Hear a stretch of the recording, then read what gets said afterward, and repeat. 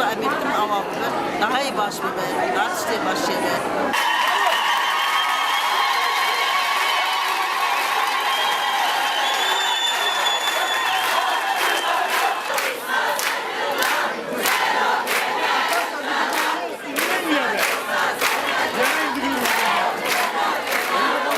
من به هشمندیا تجریت بلد سر برز اوجالان تجریت لسر گله ایراده خوی آزاد دست به چالکیه گربا برچکونه یا بین آبر و به دور وگر کرد من گفت که حیا اب تجریت نشکه از اوی چالکیه بمشینم جبر کند 20 سالین داوی در لگل همو تجریت گران یا لسر برز اوجالان تجار دوش فکر و هودان بین آشتیانه برنده پیواجوه برچکونه دا جانی من نیشا لیره حوال نیش جبو کشیانی بپارزن خفدا کرن به جانی خواه او بدنی تلاشتن به شهادت خواه دلی من گله کشان زلکوب گزن ayten Beçet, Zehra Sağlam, Medya Çınar, Yonca Akıcı, Sıraç Yüksek, Mahsun Tamay, Ümit Acar, Uğur Şakar, evle hengin rastakin yen kadiye ve pevajoyene.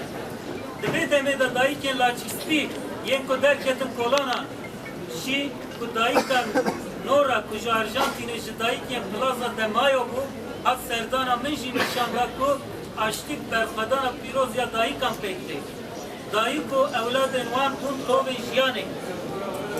De merhale pamiro geçtine de jibo şikandına tecrite hediyek çebu. Brez Öcalan avul be birayı Xan Mehmet Öcalan piştreşi tüccaran be parazerên xwe re hevdîtin pêkanî. Lêbelê heya ku tecrîd bi giştî ve şikandin em ê bi rêw rêbazên cuda tekoşîna xwe ya aktiv bimeşînin.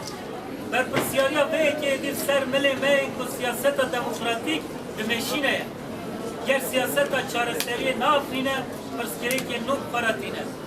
Ez soz didim ku ez ê bi vê berpirsiyarî û ferasetê tevbigerim ji îro şûnda çalakiya xwe ya girava birçîbûnê bi dawî dikin. Girava me ya birçîbûnê gihîşt armanca xwe. Lêbelê berxwedana me ya li hemberî tecrîdê, tekoşîna me ya ji bo aştiyê dê li her qadê bidome. Türkiye mine û birê mine. Birê 27 salî daye, Türkiye 27 salî daye. Em ji bo wan hatine ketine vê. Çawa te îro ve mizgîniyê sen destê te vê. Tê baş bû birek çavê me gişa ranî ve xwedê qewetê bide ve gişaya. Mizgîna xêrê te destê me. Destê te çi ne? Îro. Hêsê min ema kanê ez dîsa tê xweş tevne çikî zanî tê me dilûnê wan xerabin, zeîf bûne, xorine heşta royê wan et acîle vêdane. Ez çavê hemiya paş dikim û berxwedan jiyan e. İro dawî bû înşallah açıklamatê bû.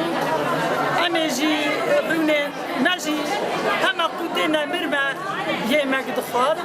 Em ê jî îro yemekê xwe bixwin. Zarokê me jî înşallah devlet li wan binêre. Wala devlet li wan nenêre, girtîgehêran e. Ê derva dîsa karin li xwe binêrin.